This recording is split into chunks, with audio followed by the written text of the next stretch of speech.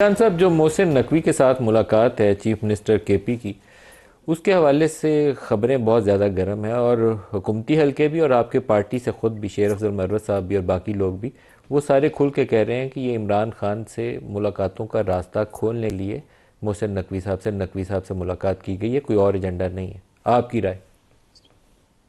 नदीम साहब, ये मुलाकात जो थी 14 मई को हुई थी। और मैंने अपने मीडिया टॉक्स में भी और कई टॉक शोज में इस बात का जिक्र भी किया कि ये मुलाकात हुई है। ये मुलाकात खुफिया नहीं रखी गई।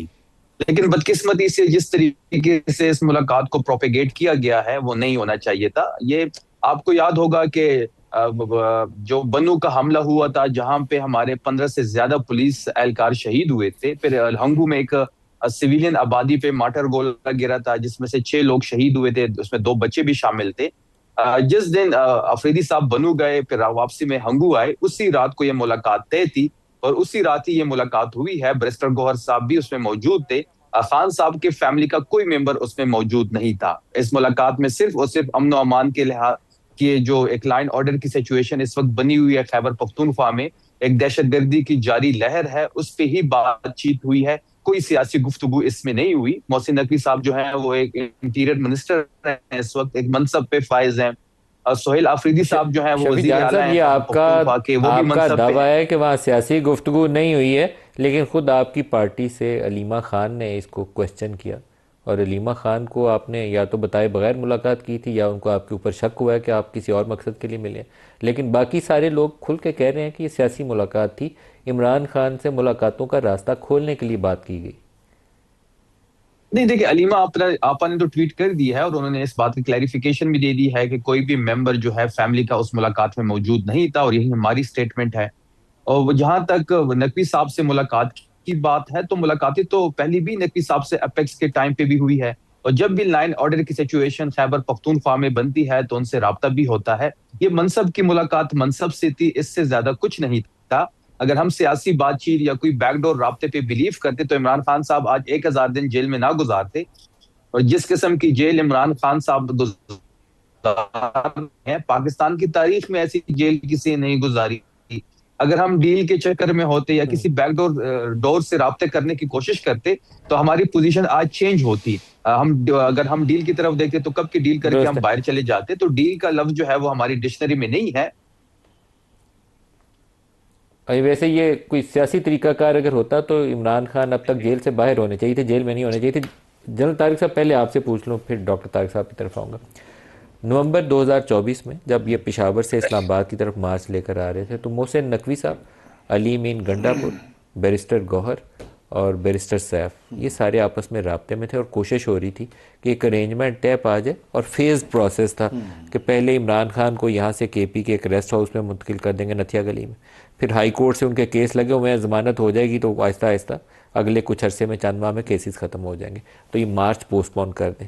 लेकिन as a precondition PTI की तरफ से, इमरान खान की तरफ से जिद ये थी कि ज़मानत पहले होगी, इसके बाद मार्च पोस्टपोन होगा। वो उस अड़फस के अंदर मार्च हो गया और फिर 26 नवंबर हो गया। बहुत ही सियासी तारीख का हमारा अनहोना वाक़या। तो ये अरेंजमेंट 24 नवंबर 2024 में हो सकता था, नहीं हुआ। अभी भी मुलाकात हुई है और हमारी तो इतला यही है कि ये सियासी भी ऑब्जेक्टिव से, सिक्योरिटी की भी बात हुई होगी, इंटीरियर मिनिस्टर है तो उससे वो मना थोड़ी है बात करना, लेकिन असल मकसद सियासी था। देखिए, मैं ये समझता हूँ, देखिए मोहसिन नकवी साहब भी पाकिस्तानी हैं, बैरिस्टर गौर साहब भी पाकिस्तानी हैं, इमरान खान भी पाकिस्तानी है, अलीमा भी का नाम वो भी पाकिस्तानी चीफ है। मिनिस्टर केपी मिले थे, सुहेल अफरीदी और साहब। आप देखिए, हम सब पाकिस्तानी हैं। अगर एक पाकिस्तानी दूसरे पाकिस्तानी से मिल रहा है किसी भी वजह से, इसमें तो ये उसको बड़ा क्लैरिफाई कर रहे हैं कि केपीके में जो लॉ एंड ऑर्डर की सिक्योरिटी की उस सिलसिले में मिले थे। बट देखिए, हम सब पाकिस्तानी, अगर दूसरे से मिल रहा है तो अच्छी बात है, ना मिलने से मिलना अच्छी बात होती है। अगर और मुफाहमत का रास्ता सियासत में निकला है तो ये बेहतर होता है, बुरी बेहतर है। बात नहीं देखें, होती। मतलब हम कौन से एक दूसरे के देखें, कोई काफिर तो नहीं है ना, मुसलमान है, पाकिस्तानी है। आप और हम मुफाहमत के रास्ते को सपोर्ट करते हैं? बिल्कुल मैं सपोर्ट करता हूँ। देखिए, और अगर पीटीआई और इस्टेब्लिशमेंट में कोई मुफाहमत का रास्ता निकलता हो तो आप सपोर्ट करेंगे? देखिए बात है असूलों की। और तो इस्टेब्लिशमेंट तो देखिए जो हुकूमत वक्त होती है उसे सपोर्ट करती है, उसे गाइड करती है। आप हिस्ट्री उठा के देख लें, अगर हुकूमत उन मामलात को उस तरह से देखे जो मेरिट पे इस्टेब्लिशमेंट ने बता रही होती है, उन्हीं का वो फायदा हो जाता है। देखें, तो ये हमारी हिस्ट्री ऐसी है। मैं ये समझता हूँ पाकिस्तान के नेशनल इंटरेस्ट को सामने रखें। उस नेशनल इंटरेस्ट में इस वक्त ये है कि जो इस वक्त इंसर्जेंसी और सिक्योरिटी सिचुएशन है KPK में और बलूचिस्तान में, वो हमारी प्रायोरिटी होनी चाहिए।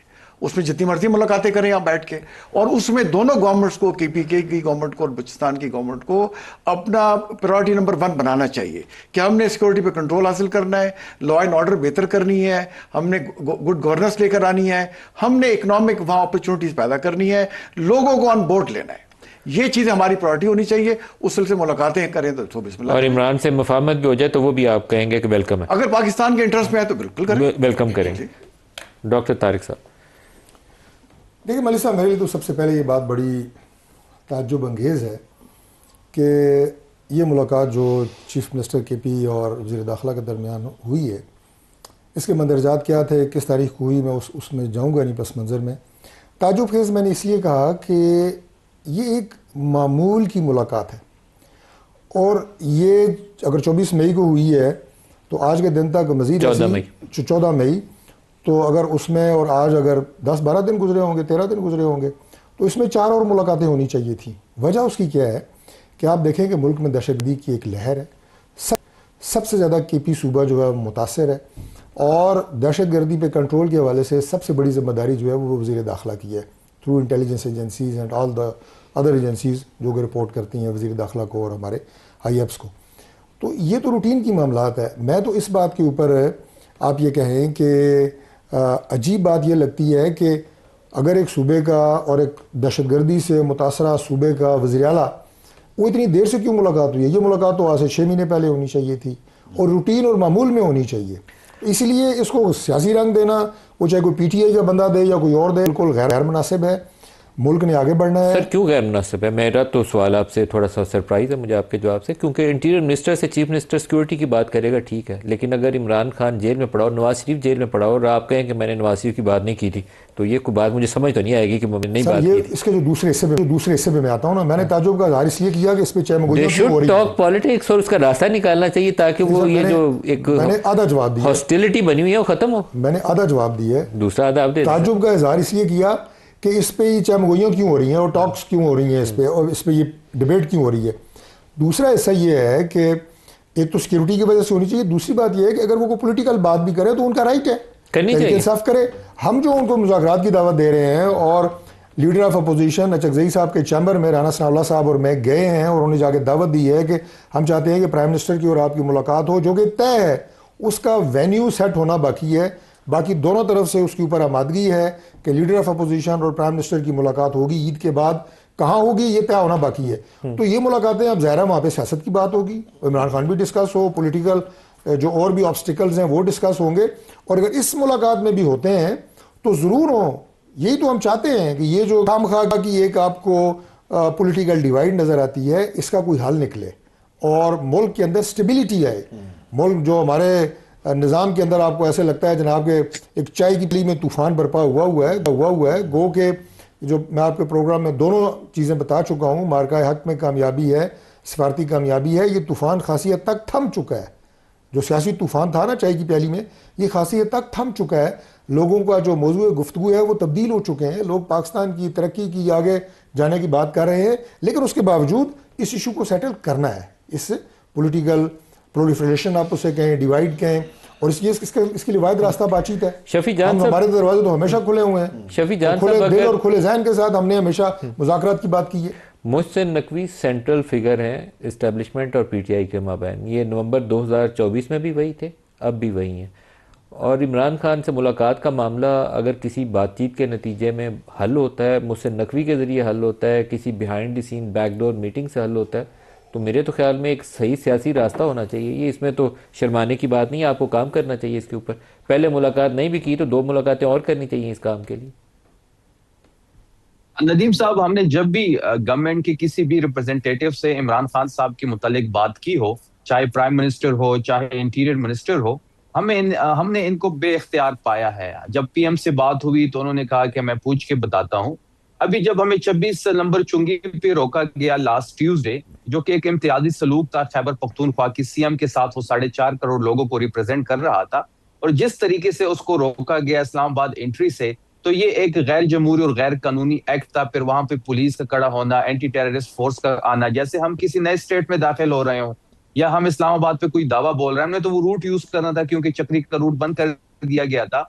आज शाम को बैरिस्टर गौहर साहब ने हमें ज्वाइन किया। बैरिस्टर गौहर साहब जब आए तो वो हुकूमती अरकान से राब्ते में भी थे, लेकिन जब भी इनसे इमरान खान साहब के मुतालिक उस दिन भी या इससे पहले जब भी हमारी बात हुई है इमरान खान साहब की रिसाई के मुतालिक, इलाज के मुतालिक, मुलाकात के मुतालिक, ये हमें कहते हैं कि हम पूछ के बताते हैं, और फिर जब ये कहते हैं तो उसका हमें कोई रिप्लाई भी नहीं देते। तो हम ये तय कर चुके हैं कि अब इमरान खान साहब के मुतालिक जो भी चीज हो वो इस हुकूमत के इख्तियार में नहीं है, इसके इनके बस में नहीं है। तो अभी हमने तो हर चीज ट्राई कर ली। हमने धरना दिया, हमने सुप्रीम कोर्ट के सामने बैठे, हाई कोर्ट के सामने बैठे, इस्लामाबाद मार्च किया, लांग मार्च किया, संजानी बैठे, अडियाला के सामने धरना दिया गया, पीएम से बात हुई, चीफ जस्टिस को खत लिखा गया, सीएम को खत लिखा गया, चीफ जस्टिस को कॉल्स की गई, कंटेम्प्ट ऑफ कोर्ट में गए, हमने कोई चीज नहीं छोड़ी। लेकिन एक ही रास्ता अब हमें जो नजर आ रहा है वो मजम्मत का है कि मजम्मत होगी तो मफामत का रास्ता खुलेगा। फिर अचकजई साहब से भी हमने बात की इस बारे में, आज कुछ चीजें हमने अचकजई साहब के साथ भी कुछ चीजों पे हम एग्री हो चुके हैं। अगर प्राइम मिनिस्टर की मुलाकात होती है अचकजई साहब से किसी न्यूट्रल वेन्यू पे